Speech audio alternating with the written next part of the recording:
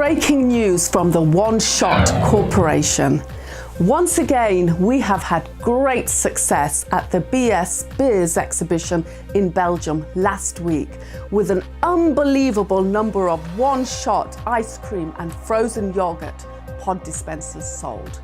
Reporting from the show, Sam is going to give us an exciting show update. Thank you so much, Lou. As you can see from our exhibition stand behind me at the BS Beurs show, we have had an incredibly successful show here in Belgium.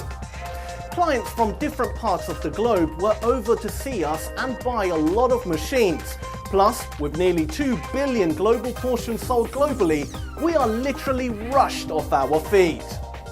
Further big names are adopting the one-shot ice cream and frozen yogurt pod dispensers as a result of this show. It is also highly exciting that we are also replacing traditional soft-serve machines at numerous locations across the globe, along with dramatic gains in international market share. It is all exciting, game-changing stuff, and you can see from our social media feeds that things are quite literally exploding across the globe.